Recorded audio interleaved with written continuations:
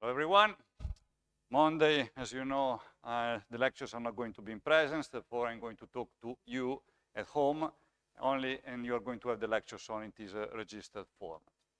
So what we are going to do today is to continue our discussion where previously we introduced the space-time and all its own properties that are going to dictate the physical properties of the objects that are living in this space-time. Now we are going to populate these objects, not anymore with mathematical features, such as vectors, tensors, and these sort of things, but we are going to introduce physical objects. And we will start with the simple cases that we have at ends, that are massive particles. So these are particles, point particles, which are characterized by a mass. They are mass, m, and they do not have any degrees of freedom, internal degrees of freedom. They are just point particles characterized by a position x mu. All right? So this is our space-time position in our manifold. The trajectory is characterized by word lines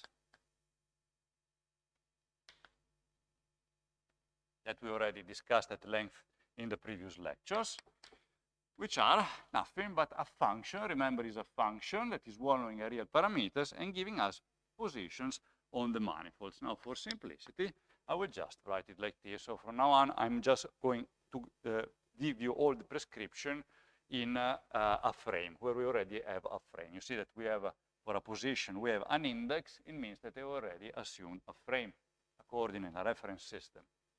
Here, tau can be any affine parameters, but for convenience, we are going to use the proper time.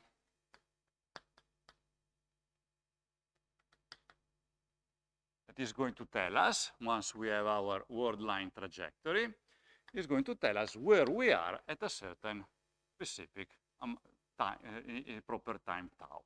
And I recall you that tau is nothing but the time that is experienced by a particle at rest. So that's the clock. It marks the clock of a particle at rest. Proper time tau that I recall you. So let's say the infinitesimal interval of time is linked to the 4 interval divided c. Right? If you go back to the lectures about space-time, you will see why that's the case. All right? Good. Then what we can do is to characterize, once we know where the particles are moving along, we can define tangent vectors to these curves, right? With the constructions that we have seen when we dealt with the space-time, now directly in a frame expressed explicitly.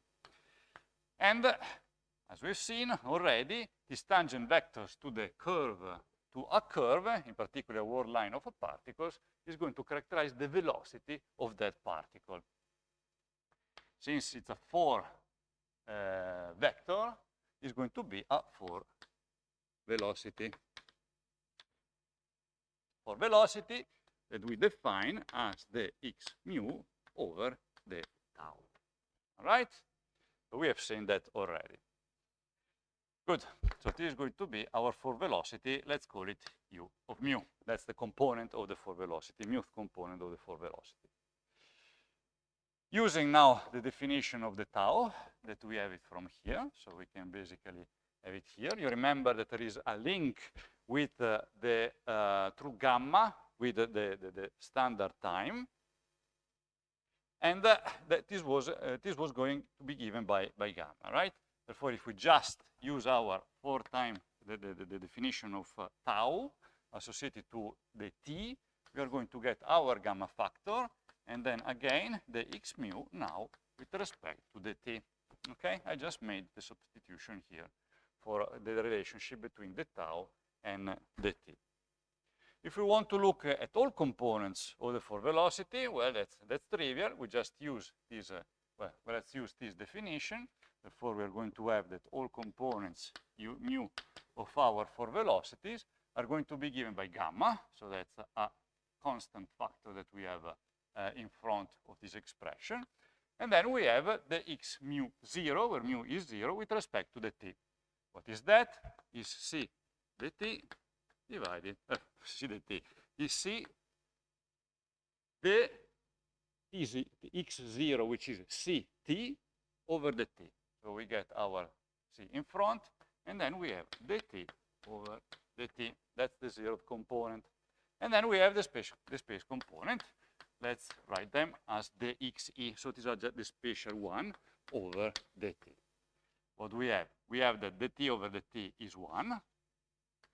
So our for velocity is going to be given by gamma c, and then we have the standard three-dimensional velocity. That's always the case. All right? And remember that since I expressed, whenever I express the components, it means that this is a frame-dependent expression.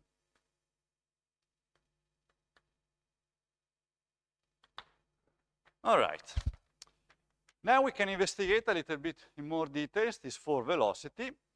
And for example, we know that it is a 4 vector. And we know that we can associate invariance to the 4 vector. And this will be given by our metric, right? So if we have, let's do it this. So invariant, an invariant quantity is going to be our metric that is following this for velocity twice, right? That's we have. That's a property for all 4 vectors. So if I want now to express it in terms of a frame, I'm going to have exactly that. Now what we can do? Well, we have these are our components of our velocity, and we have the explicit expression for our for velocity. So we just you see in upper and lower indices. So we have 2 summatories here with respect to mu and with respect to the new coefficients, and we just use the explicit expression for these coefficients. And this leads us to this nice expression, which is c squared gamma 1 minus beta squared. All right? Well, what is that? Well, that's gamma to the minus 1. Sorry, gamma, exactly. This is gamma to the minus 1. Therefore, this guy and this guy simplified. So we are left with the fact that the contraction of u with itself gives us a constant, as we expected, which is equal to minus c squared. Right? That's always the case. Doesn't matter what is the velocity in whatever frame you can consider of your particle. The 4 vector contracted with the metric gives you this expression is going to give you this invariant, minus c squared. And it's negative. Why? Again, you see, it shows you once more that this is a time-like vector. So this tangent is going to keep your particle within your light cone. Then we can study causality, which is basically what I just told you, because we just noticed that this quantity is negative. And then we can give a look at our particle.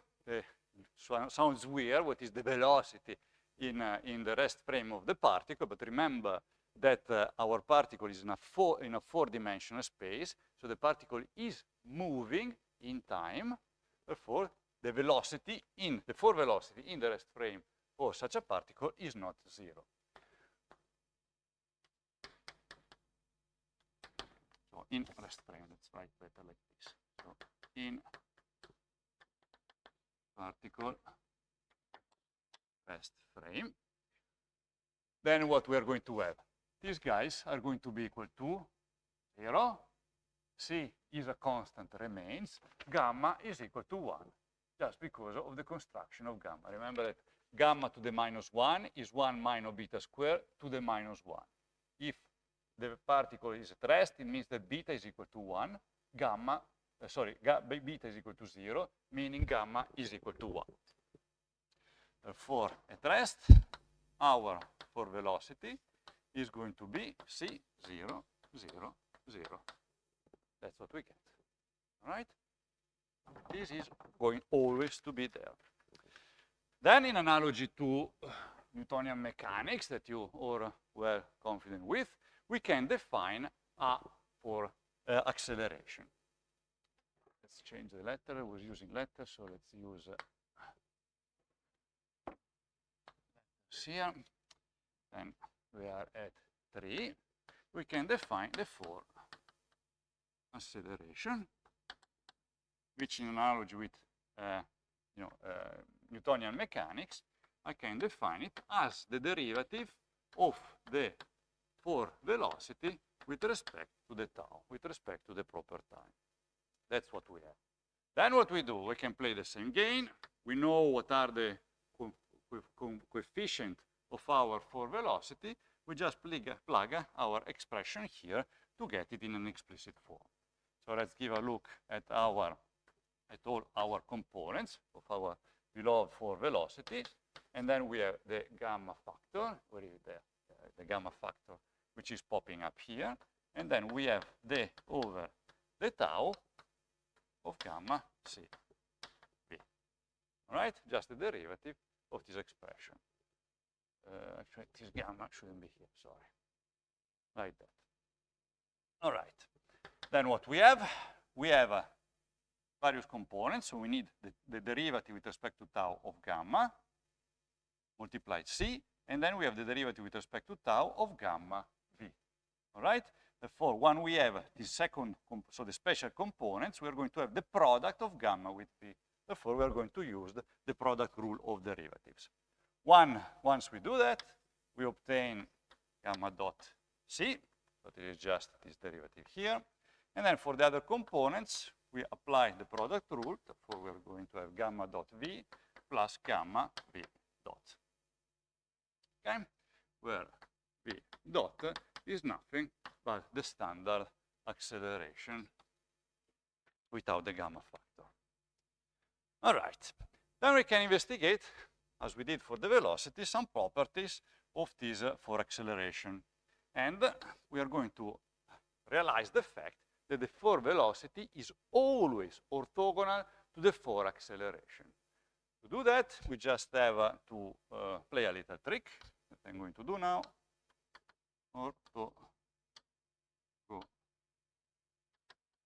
Orthogonality. So what we do, we just apply the derivative, not of u, not of the acceleration, but of our invariant, u, mu, mu. Right? And you say, is a constant that's equal to 0? Yes, that's equal to 0, because it's the derivative of a constant. But first, we are going to exploit this understanding of the 4 velocity, but first of all, we are going to compare this result with the explicit expression of this quantity. So what we have, the derivative of the product of two quantity, therefore we need to use the product rule of derivatives.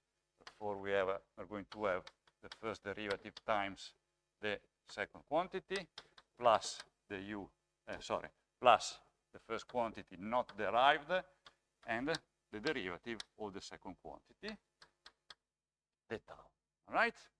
Then what we have, rising and lowering indices. So what we can do, we can lower this index and rise this one, because this is going not to change. So we remember that we can is always going to be just something swallowed by the metric, right?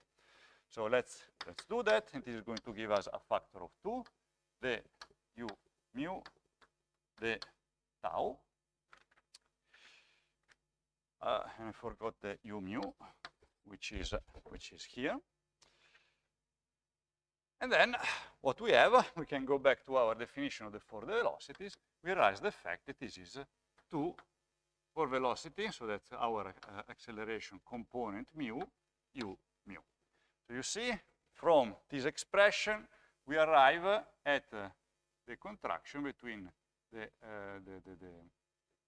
4 velocity and the 4 acceleration.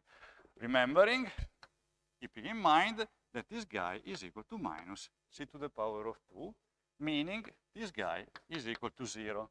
So we have that this expression is equal to 0 because of the invariance of u mu, right?